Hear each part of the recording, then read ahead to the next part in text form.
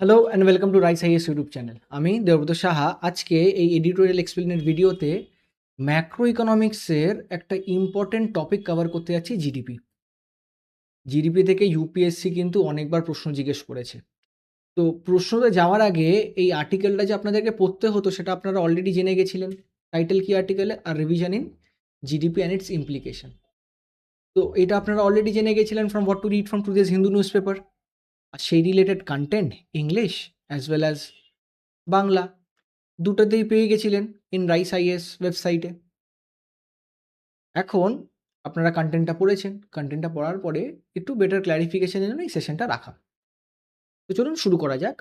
আমাদের আর্টিকেলের টাইটেল কি, আমাদের কন্টেন্টের টাইটেল কি? Revision in India's GDP series. GDP series কেন? আগেও কি এরকম কিছু হয়েছে নাকি সেটা দেখব। কি হাইলাইটস অ্যান্ড তার ইমপ্লিকেশনস। তো যেরকম বলছিলাম, ইউপিএসসিতে এটা কোথায় হেল্প করবে? ইউপিএসসি জিএস পেপার 3 ইকোনমিক্সে জিডিপিটা হেল্প করবে। প্রিলিমসে multiple times most of the years, মেন্সেও অনেকবারই ইউপিএসসি প্রশ্ন জিজ্ঞেস করেছে জিডিপি নিয়ে। তো মেন্সে যদি প্রশ্ন জিজ্ঞেস করে থাকে, প্রশ্নটা কিরকম হতে পারে সেটা চলুন দেখে নিই। 2021-এর একটা প্রশ্ন।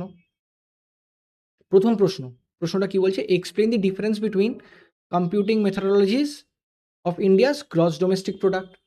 তো কম্পিউটিং মেথডোলজি, এবার লজি, ইন্ডিয়াস কী কী কম্পিউটিং মেথডোলজিস আমরা সেটাও দেখব।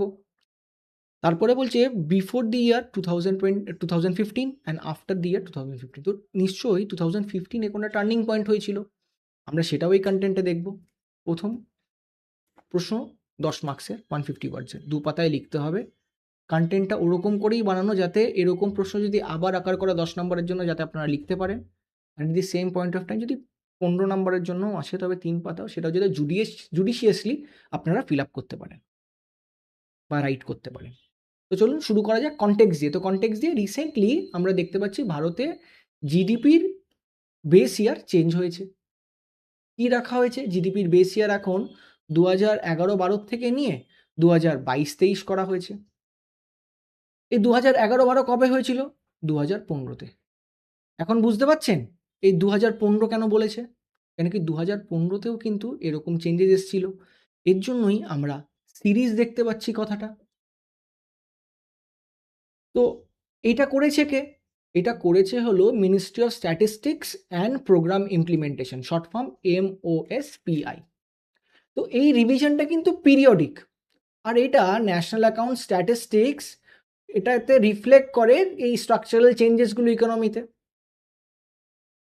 তো আমরা কনটেক্সটটা দেখে নিলাম যে রিসেন্টলি বেস ইয়ারে শিফট হয়েছে। তো কনটেক্সটটা যখন দেখে নিলাম, এখন এই জিডিপি রিলেটেড যেই কনসেপ্টগুলো থাকে সেই রিলেটেড যে মেজার্সগুলো বা কীরকম করে ক্যালকুলেট করে কি না করে, কেন কি সেই রিলেটেড তো প্রশ্নও আছে। তো চলুন সেগুলো আগে একটু ক্লিয়ার করে নিই। তো ডেফিনেশন পার্টে যাওয়ার আগে আমি আপনাদেরকে একবার বলে দিই যে জিডিপি ক্যালকুলেটটা কী করে হয় লেম্যান টার্মসে। তো ধরুন একটা ইকোনমিতে, একটা দেশ এটা, এই দেশের বাউন্ডারির মধ্যে কোনো একটা এক্স প্রোডাক্ট একটা কোয়ান্টিটিতে বিক্রি হচ্ছে, X1 কোয়ান্টিটিতে, আর তার কিছু একটা প্রাইস আছে। এরকম আরেকটা প্রোডাক্ট আছে যেটা X2 কোয়ান্টিটিতে বিক্রি হচ্ছে, তার কিছু প্রাইস আছে। এই সব প্রোডাক্টগুলোকে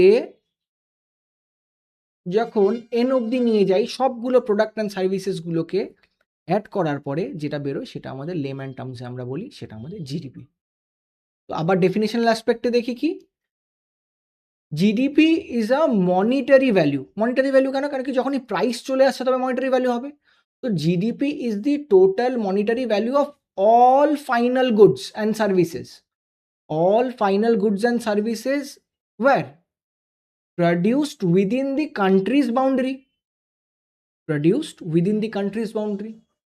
কখন? Between a specific period, generally যেটাকে আমরা ফাইন্যান্সিয়াল ইয়ার হিসেবে ধরি, এপ্রিল টু মার্চ।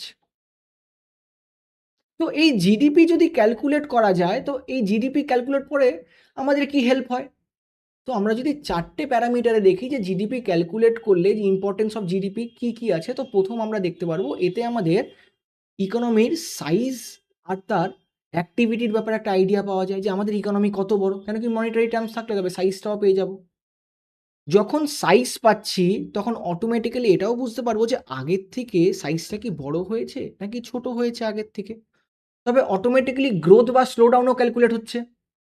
যদি গ্রোথ বা স্লো ডাউন ক্যালকুলেট হয়, আমি এটা দেখবো পাশের দেশের সাথে আমরা কম্প্যারিজন করতে পারবো। কেন কি তারাও তো জিডিপি ফর্মুলা ফলো করছে। তো তাদের সাথে আমাদের কম্প্যারিজন কি এরকম করেই আমরা দেখি যে পুরো বিদেশের বা পুরো ওয়ার্ল্ডের সবথেকে বড়, বড় জিডিপিস কারা? এরকম করেই কম্প্যারিজন করি। তো কম্প্যারিজন করতে হেল্প করে। তখন এট লাস্ট যখন ম্যাক্রো পার্টগুলো দেখছি তো তার তো ইফেক্ট একটা মাইক্রো পার্টেও দেখা যাবে। মাইক্রো পার্ট মানে আমরা ইন্ডিভিজুয়ালস। তো ইন্ডিভিজুয়ালের স্ট্যান্ডার্ড অফ লিভিং এ কিছু চেঞ্জেস এসছে নাকি সেটাকেও আমরা অ্যাসেস করতে পারবো এটার মাধ্যম দিয়ে। তো মোটামুটি একটা লেম্যান টার্মে যদি আমরা দেখি তো জিডিপি আমাদেরকে কোথায় হেল্প করছে?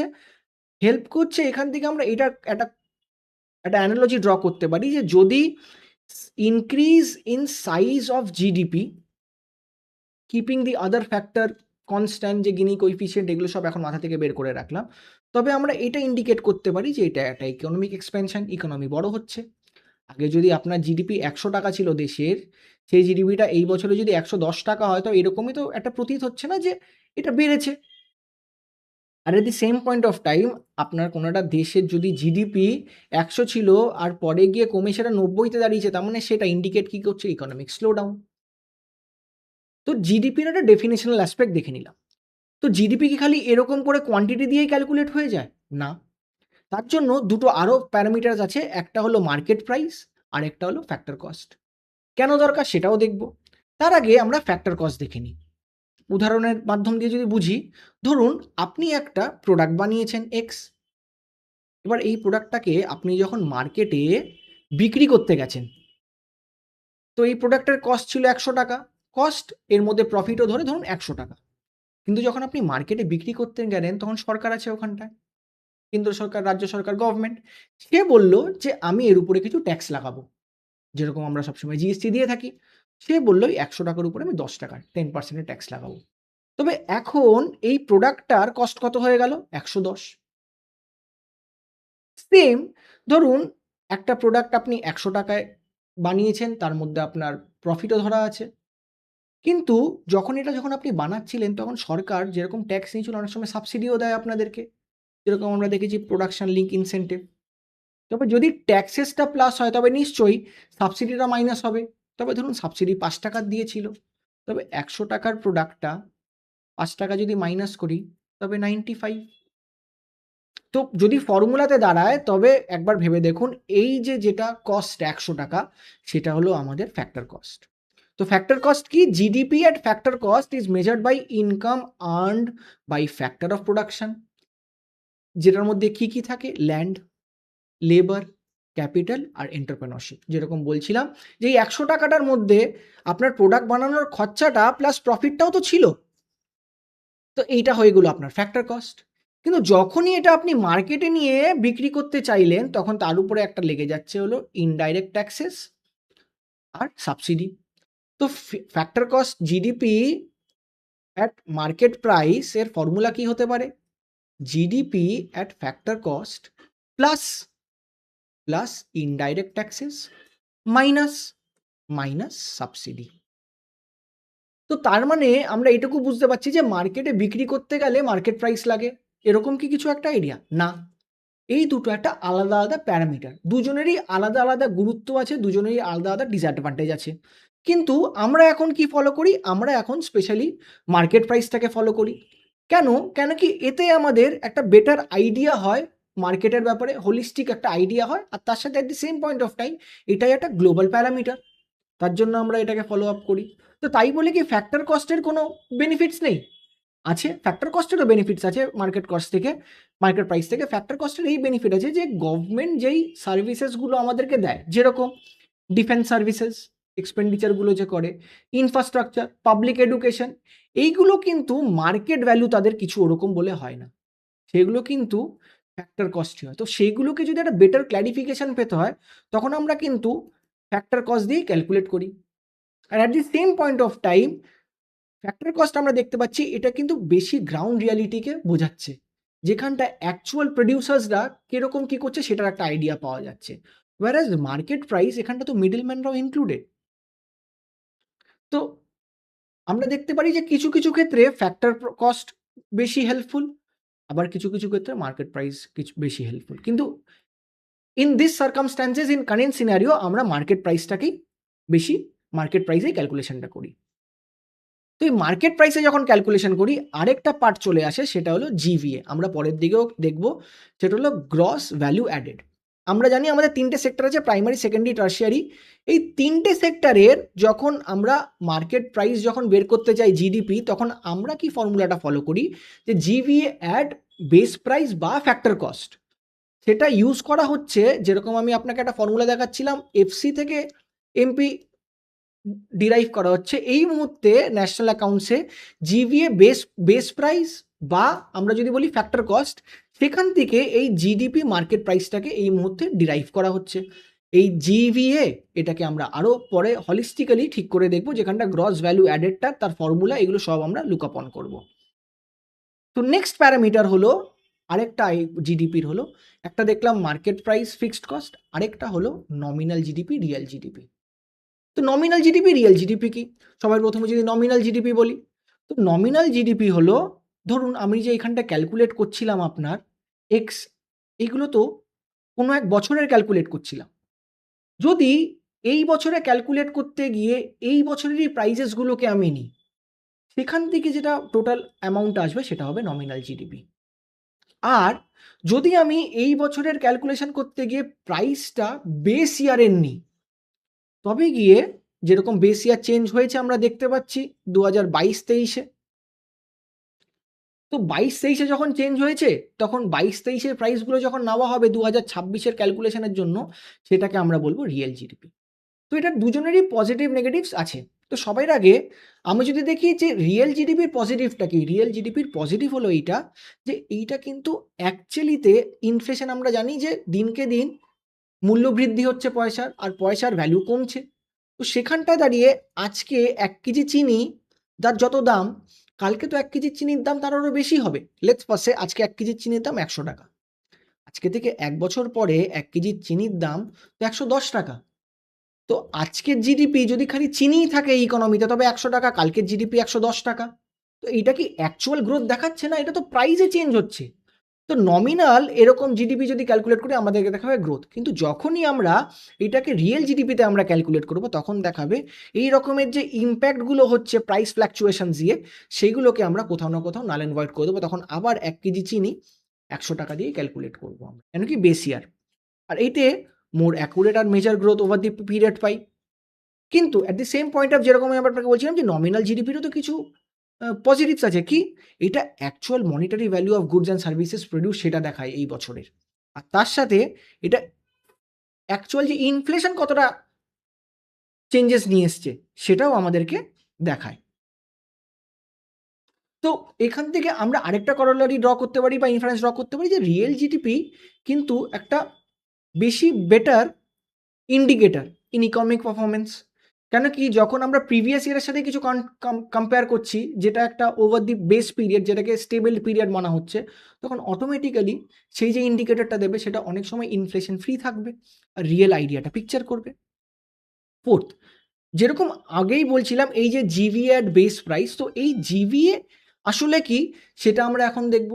তো জিভিএ হলো গিয়ে যে এটা মেজার করে হলো value created by various sectors of the economy during production. ইকোনমির ভেরিয়াস সেক্টর কী কী হতে পারে? প্রাইমারি হতে পারে, সেকেন্ডারি হতে পারে, টারশিয়ারি হতে পারে। তো প্রত্যেকটা সেক্টর তারা যা যা ভ্যালু অ্যাড করছে, সেগুলো সবগুলোকে কনসিডার গ্রস ভ্যালু অ্যাড এটা করে। গ্রস ভ্যালু অ্যাড যেই ফর্মুলাটা, সেটা এটাকে কাটার করে।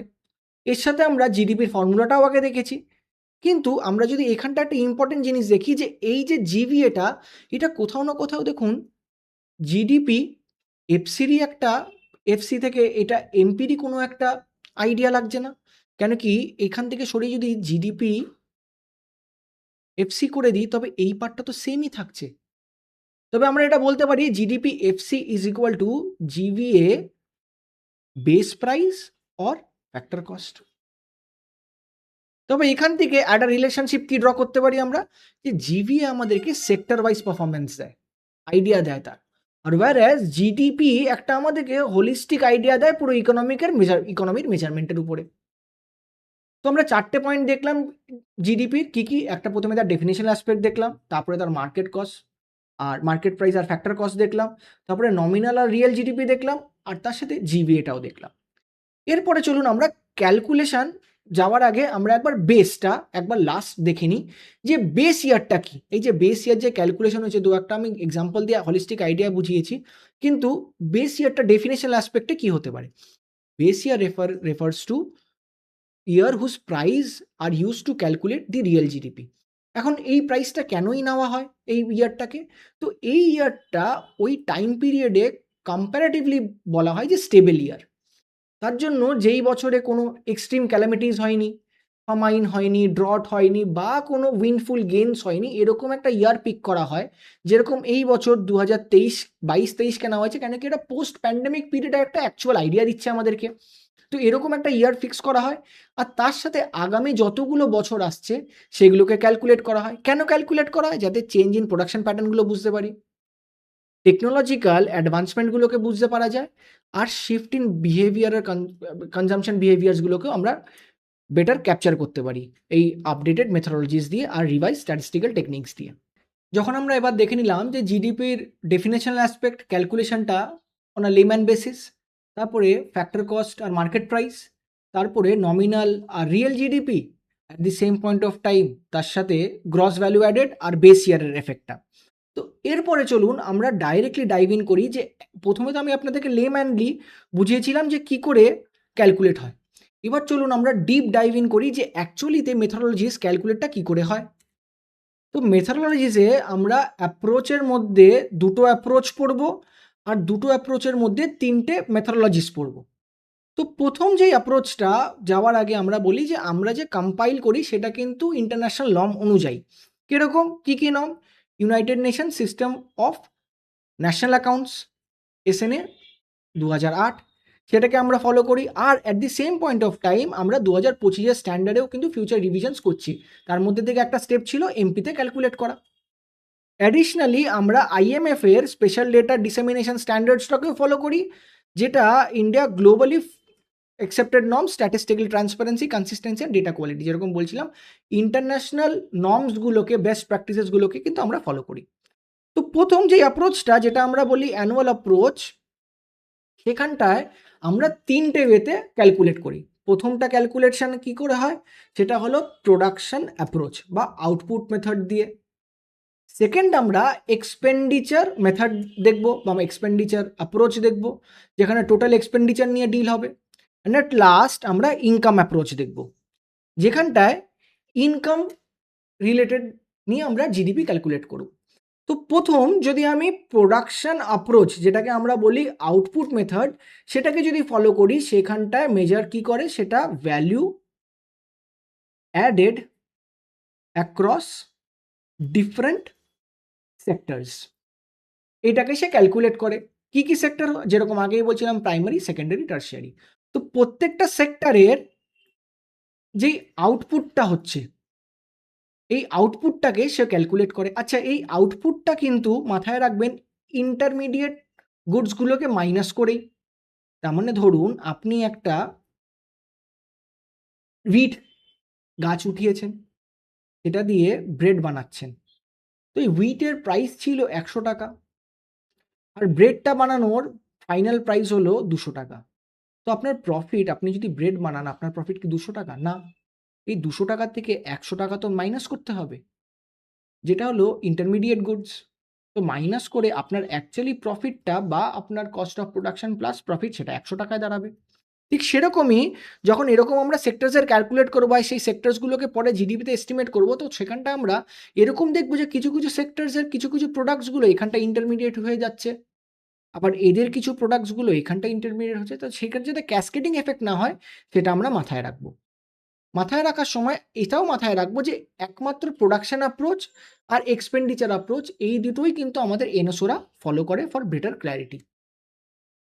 সেকেন্ড যেই মেথডটা আমরা ক্যালকুলেট করি, সেটা হলো এক্সপেন্ডিচার মেথড দিয়ে। আগে আমরা প্রোডাকশন মেথড দিয়ে ক্যালকুলেট করলাম যে যখন একটা প্রোডাক্ট বানানো হয় সেটার কি ভ্যালু। এইবার সেই প্রোডাক্টটাকে তো কিনতে গেলেও তো আপনার কিছু খরচা আছে, এখন সেই আইডিয়াটা নেব।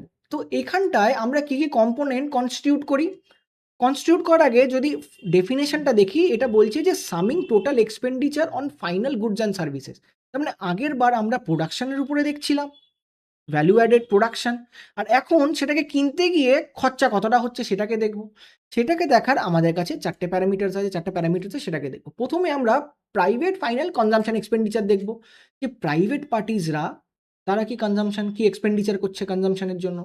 Second, government final consumption expenditure দেখবো, কেন কি গভর্নমেন্টটা তো একটা প্লেয়ার ইন দিস ইকোনমি, তো তারাও তো কিছু খরচা করছে পাবলিক গুডসের মধ্যে, তো তাদের জন্য কি খরচা করতে হচ্ছে তাদেরকে।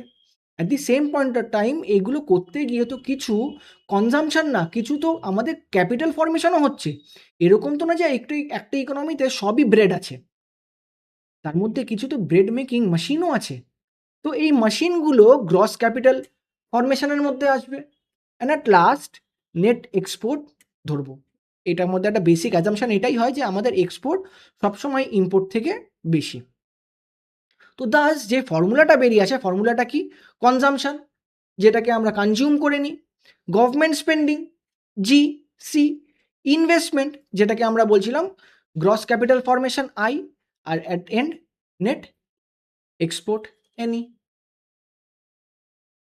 তো এই দুটোকে 1 আর 2 প্রোডাকশন একটা এক্স জিনিসকে বানানোর সময় তখনও ইভ্যালুয়েট করা হয়, আর ওয়াই ওই প্রোডাক্টটা যখন বিক্রি করা হয় বা ওই প্রোডাক্টটা যখন ইন্টারমিডিয়েট কাউকে কিনতে হয়েছে সেটাকেও ক্যালকুলেট করা, যাতে একটা বেটার ক্ল্যারিটি পাওয়া যায়।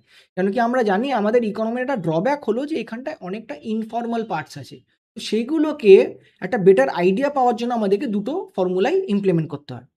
আরেকটাও ইনকাম অ্যাপ্রোচ আছে, যেখানটায় আমরা দেখি যে ইনকামের সাইড থেকে আমরা ডিসাইড করি যে কতটা জিডিপি আছে আমাদের। এখানটায় কি কি দেখা হয়? এখানটা আমাদেরকে ওয়েজ দেখা হয়, এখানটা আমাদের প্রফিট দেখা হয়, এখানটায় আমাদের রেন্ট দেখা হয়, আর অ্যাট লাস্ট এখানটা আমাদের ইন্টারেস্ট দেখা হয়। আপনি যদি দেখেন পুরো ইকোনমি কিন্তু এই চারটে জিনিসের মধ্যেই ভিত্তি করছে, যেটাকে আমরা ফ্যাক্টর অফ প্রোডাকশনও বলি। তো এই চারটে জিনিসে ইনকাম কি কি? Wages and salaries, profit of firms, rent and interest earned on capital. কিন্তু এইটাকে কম্পিটিশন এর জন্যই না হয় না, one of the major reason, অনেক তো রিজন আছে, তার মধ্যে থেকে একটা এটাও রিজন যে এটার আইডিয়া পাওয়া। কেন কি আমাদের এখানটায় এমনি ট্যাক্স কম সাবমিট হয়, ট্যাক্স ফাইল কম সাবমিট হয়, তো সেখান থেকে দাঁড়িয়ে এই পার্টটার আইডিয়া নেওয়া খুব মুশকিল।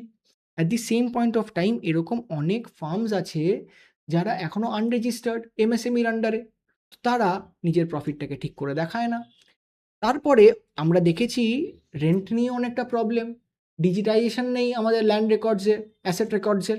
অ্যান্ড অ্যাট লাস্ট এইখানটায় তো সেবি আর আরবিআই মিলে তো স্টেপস নিচ্ছেই।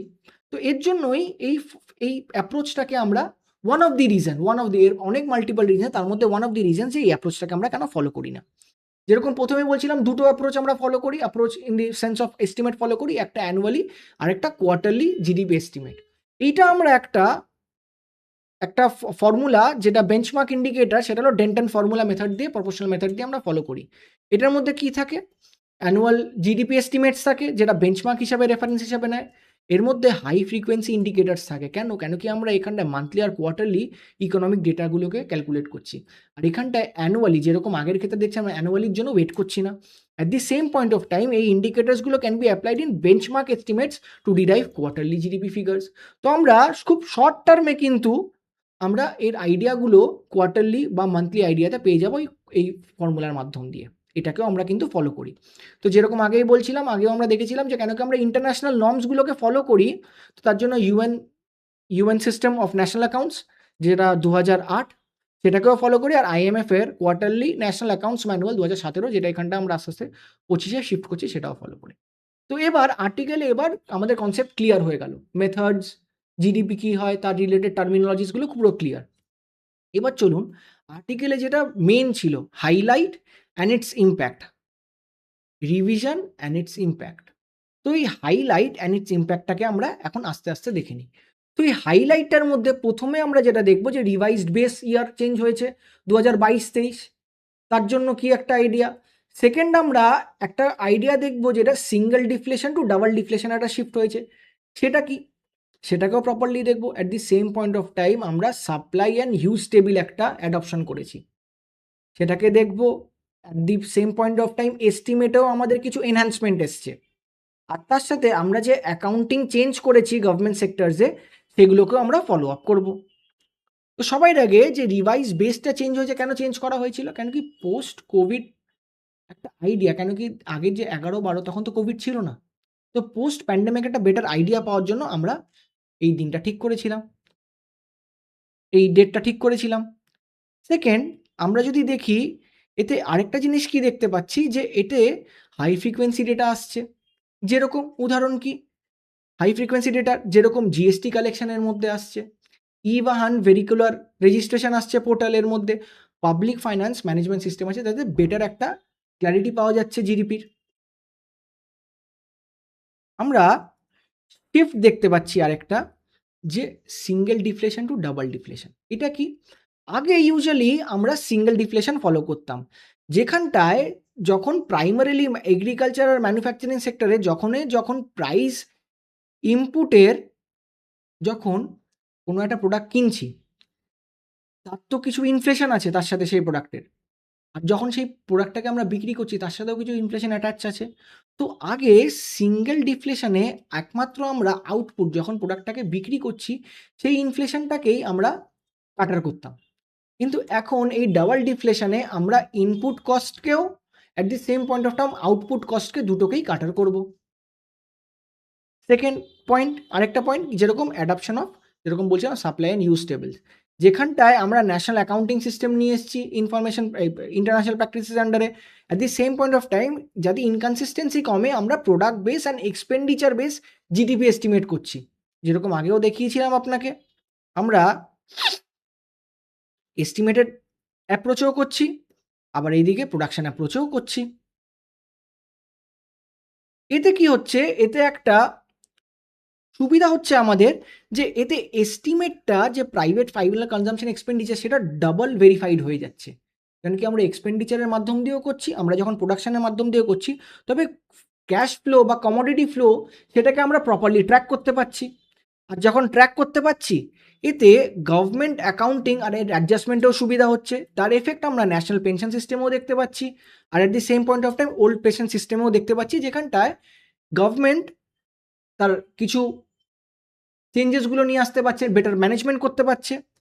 আর তার সাথে এটা কিন্তু একটা আমাদের ডোমেস্টিক ইকোনমিকে থ্রাইভ করতে পারছে, কেন কি যখন বেটার আইডিয়া হবে, বেটার বেস হবে আমাদের কাছে, তখন আমরা কিন্তু একটা বেটার পলিসি ড্র করতে পারবো। যখন বেটার পলিসি ড্র করব, তখন এরকম আনএমপ্লয়মেন্ট বা পিরিয়ডিক লেবার সার্ভে থেকে বেটার ডেটা কালেক্ট করে বেটার অ্যানালিসিসও হবে, আর অ্যানালিসিস হলে ওয়েলফেয়ার হবে অটোমেটিক্যালি। তো এই যে হাইলাইটসগুলো আমরা দেখলাম, এই হাইলাইটসের তো কিছু ইমপ্লিকেশনস থাকবে। তো চলুন এই ইমপ্লিকেশনসগুলো এবার আমরা একবার খুব তাড়াতাড়ি গো থ্রু করে নিই।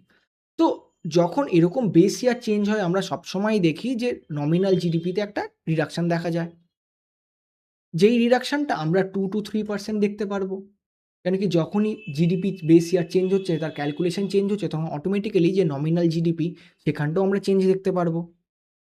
At the same point of time এতে কিন্তু যখন নমিনাল জিডিপি চেঞ্জ হলো, অটোমেটিক্যালি এটা কিন্তু আমাদের ফিসকাল ডেফিসিটের টার্গেট বাড়িয়ে দেবে অটোমেটিক্যালি, কেন কি অলরেডি এই সেন্ট্রাল পে কমিশন এস্টাবলিশ হয়ে গেছে, তার জন্য সেন্টারের অটোমেটিক ফিসকাল ডেফিসিট বাড়ছে, ইভেন স্টেটসেরও বাড়ছে।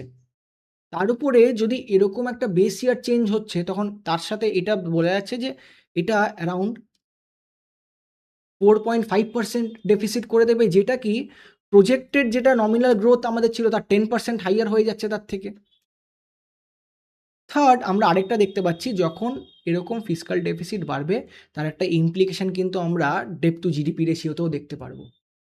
কেন কি যখন ফিসকাল ডেফিসিট বাড়ছে, অটোমেটিক্যালি যেই আমাদের higher debt to GDP ratio হবে, যেখানটায় 56.2, যেটা গিয়ে অ্যারাউন্ড 58.1 হবে, এটাকেই বলে বেস শিফট। তো আমরা যে এতক্ষণ পর্যন্ত যে ইমপ্লিকেশনসগুলো দেখলাম, এই ইমপ্লিকেশনসগুলোকে কিন্তু আমরা বেস শিফট হিসাবে টার্গেট করতে পারি, যে কেন কি বেস শিফট হয়েছে, আমরা এই তিনটে জায়গায় এই রকমের পয়েন্টসগুলোকে দেখতে পাচ্ছি। তো অ্যাট লাস্ট যদি কনক্লুশন ড্র করতে হয় যে এই রকমের বেস শিফট থেকে আমরা কি দেখতে পাচ্ছি, তো কনক্লুশন হলো এইটাই যে বেস ইয়ার চেঞ্জে দো আমাদেরকে একটু লোয়ার ডাউন ট্র্যাকে দেখিয়ে দেয়, কিন্তু আপনি যদি এটাকে হোলিস্টিক্যালি দেখেন, এটা কিন্তু আমাদেরকে একটা অনেস্ট আর গ্রাউন্ডেড রিভিউ দেয়। দো অ্যাট শর্ট রান আপনার ফিসকাল ডেফিসিট বাড়ে, আপনার জিডিপি এস্টিমেট কমে যায়, আপনার ডেট টু জিডিপি রেশিও বাড়ে অ্যাট শর্ট রান, কিন্তু লং রানে আমরা সবসময় দেখেছি এটা আমাদেরকে একটা অনেস্ট আর গ্রাউন্ডেড রিভিউ দেয়, যেটা কি আমাদেরকে আগের সময়তে প্রোগ্রেস করতে যেতে আরও বেশি হেল্প করে। And by integrating these practices like GST and gig economy metrics যেরকম আমরা উপরেও দেখছিলাম, সেটা কিন্তু আরও হেল্প করবে 21st সেঞ্চুরির রিয়েল প্রবলেমসগুলোকে সলভ করতে। তো এই ভিডিওটা এটুকু অবধিই ছিল। আশা করছি এই ভিডিওটা দেখার পরে এই কোশ্চেনে একটু বেটার ক্ল্যারিটি পেয়েছেন, আর এই 2015 আর কী কী ডিফারেন্ট কম্পিউটিং মেথোলজি আছে সেগুলোর ব্যাপারেও আইডিয়া আপনারা পেয়ে গেছেন। তো এই প্রশ্নটা পজিটিভলি লিখবেন, লিখে রাইস আইএস ওয়েবসাইটে নিশ্চয়ই জমা দেবেন। At the same point of time আপনারা যারা ভাবছেন যে আপনারা ইউপিএসসি বাংলাতে মেন্স বাংলাতে লিখবেন, তারা আমাদের এই কন্টেন্টটাও পড়তে পারেন, যেটা ইকুয়ালি ওয়েল রিসার্চ করে বানানো, যেটা আপনাদেরকে ফুল মার্কস ফেচ করবেই গ্যারেন্টিড, যাতে আপনাদের লার্নিং আর কনসেপচুয়াল ক্ল্যারিটির মধ্যে ল্যাঙ্গুয়েজের যাতে ব্যারিয়ার না থাকুক। তো অ্যাটেন্ড আমি এটাই বলবো, যদি আপনাদের এই ভিডিও ভালো লেগে থাকে, do like this channel, subscribe to rice is YouTube channel for more such videos. কেন কি প্রিলিমস সামনে আছে, প্রিলিমস যখন সামনে আছে, প্রিলিমস বাইট আছে, যেই সিরিজটা পার্টিকুলারলি প্রিলিমসকে কাটার করছে, at the same point of time deep analysis আছে, যেটা একটা হোলিস্টিক আন্ডারস্ট্যান্ডিং দিচ্ছে অ্যাবাউট আ টপিক, যাতে আপনাদের ওভারঅল প্রিপারেশনটা যাতে স্মুথ হোক। Again at last I wish you good luck, আর যাতে আপনারা প্রিপারেশন স্মুথলি চালিয়ে যান, আমি এটাই হোপ করব। Thank you.